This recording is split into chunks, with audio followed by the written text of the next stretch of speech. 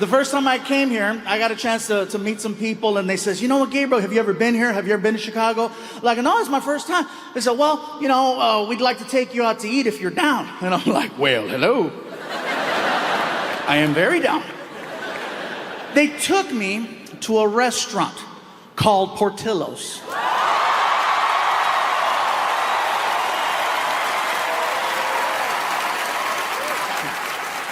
You heard of it? So we get there, and it was very, very good. The hot dogs were delicious. I had a chicken chop salad. It was amazing. Had a beef dip, really, really good. But it wasn't until the meal was almost over that these new friends of mine said, we'd like for you to try something you might not have ever had before. And I'm like, that's not likely. I said, well, what is it you want me to try? And they said, well, they sell a thing here at Portillo's called a chocolate cake shake.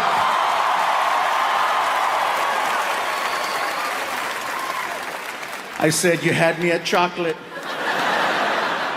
They said, well, you got to go up to the special window and you got to order it from the lady. So I'm like, okay, cool. So I get up and I walk over to the lady, and she's like, can I help you? I say, yes, my friends are telling me that I need to try this thing called a chocolate cake shake. Okay, what size would you like? How good is it? You want a large. All right, can I please have a large chocolate cake shake? No problem. There I pay. And she turns around. She turns around and she walks over to this little refrigerator that's on the counter. And she opens it up and she pulls out a piece of chocolate cake. And I'm thinking to myself, she must misunderstood what I said. I didn't ask for a piece of chocolate cake. I asked for a chocolate cake shake. She must have heard what I was thinking, because she's walking by and she's like, it's gonna happen.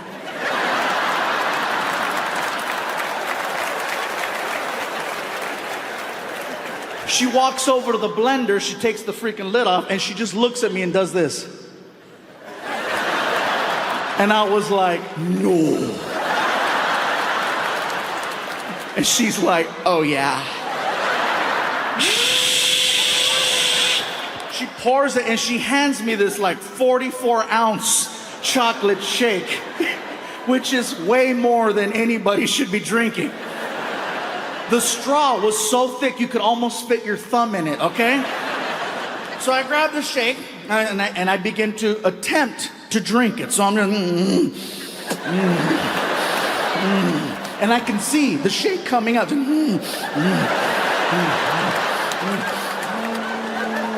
And it hit, and then all of a sudden, woo!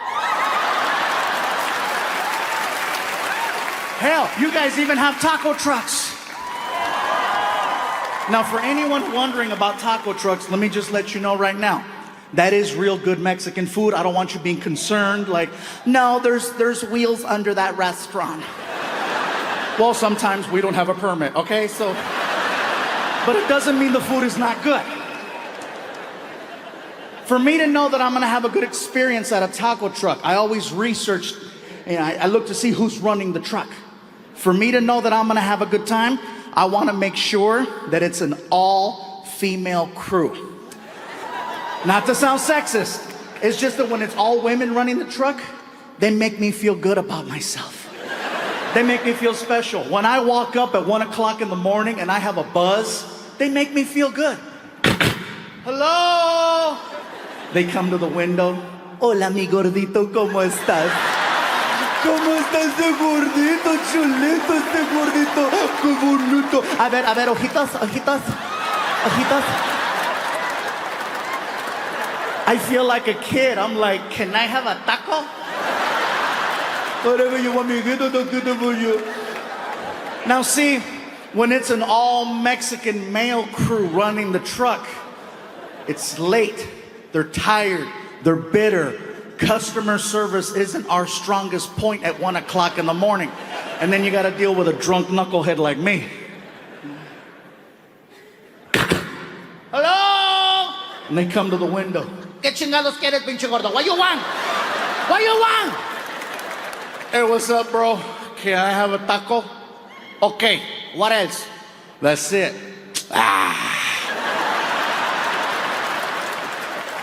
That's not even a word. But you know exactly what he just told you. For some reason, Mexican people and only Mexican people have this sound that comes out of us that can just discredit anything you put in front of it. It doesn't matter what it is, we can kill it with that sound. I just graduated from college, top of my class.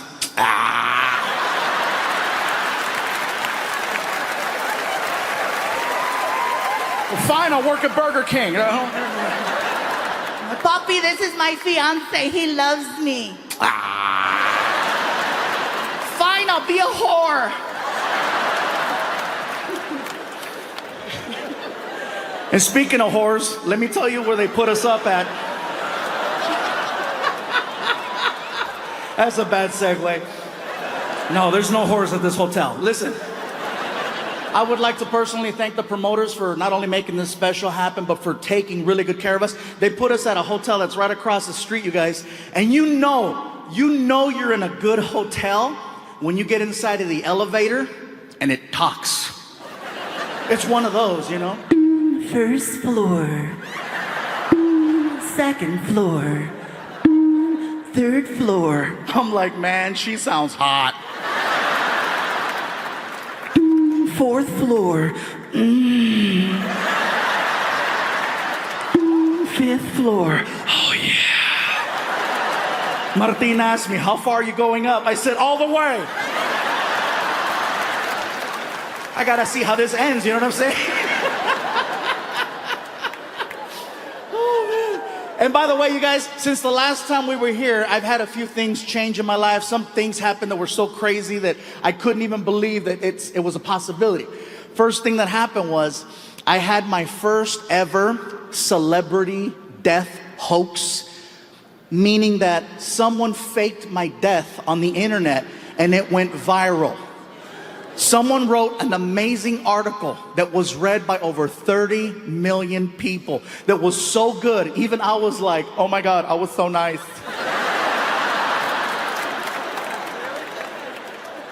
TMZ reported it for 30 minutes until they called my publicist and confirmed that I was still alive. The article said that I had died October 31st from complications of type 2 diabetes.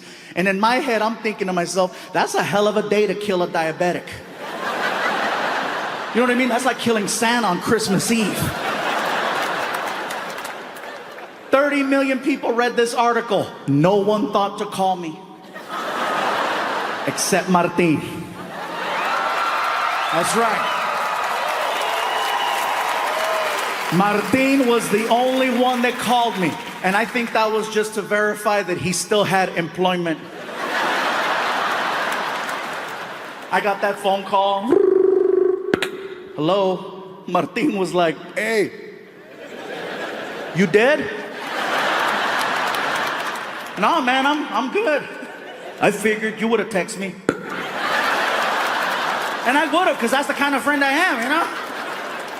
I even asked my son Frankie, I said, Frankie, did you hear I died?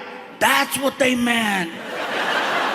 I go, what do you mean that's what they meant? Well, my friends were asking if you were okay. I go, what'd you tell them? I hadn't seen you. And so, well, apparently I died. Welcome back. And that's another thing that's changed, you guys. My son Frankie is now 18 years old and 1 week away from graduation.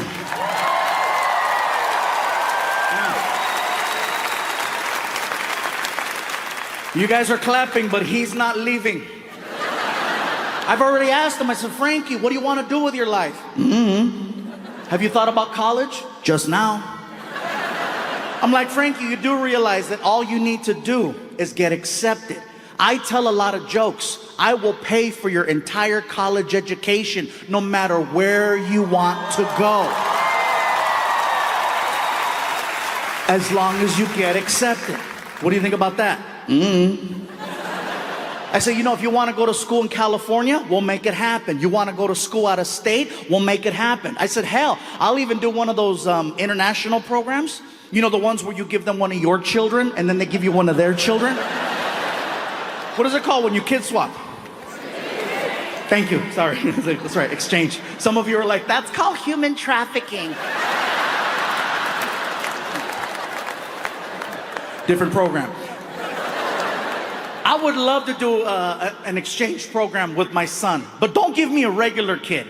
If I'm gonna do an exchange program, give me a kid from like a hardcore third world country so that he appreciates all the basic things most American children take for granted.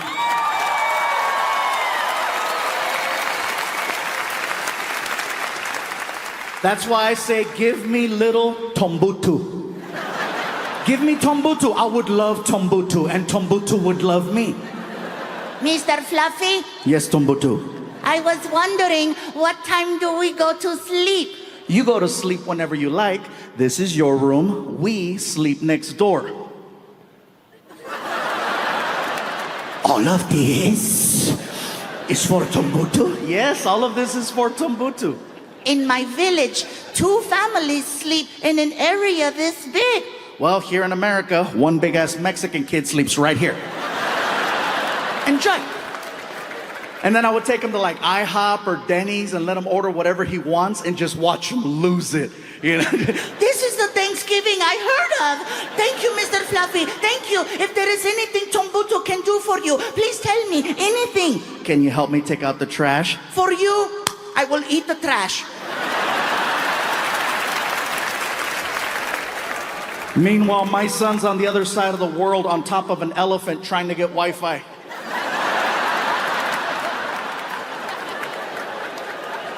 I love my son very much, you guys. It's just that sometimes he doesn't get the position he's in. He doesn't realize it, which is why I love it whenever he brings his friends over. He brings his friends over the house and they're constantly saying what I'm saying. And as a parent, anytime you tell your kids something, that's one thing. When you can get their friends to say what you say, you can't pay for that. And they're always doing it. You know, Frankie, you're lucky, man. Your dad's trying to help you go to college. My dad wants me to get a job. Frankie, you're lucky, man. Your dad's trying to give you a car. My dad doesn't even trust me to walk. You're lucky, man. And I hear this and I'm like, I love these kids. Because see, my son is very numb to this situation. He's very numb to all of you, and he's very numb to Fluffy. Okay, he doesn't see Fluffy. He sees Dad. Dad.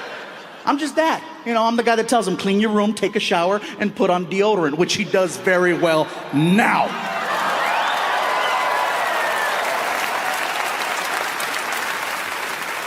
But you guys saw what I had to do to make that happen. See, his friends, on the other hand, they still get excited when they see me. They still geek out. I walk into the living room, they're all sitting there. Frankie sees me. Hey, Dad. His friends see me. They see this.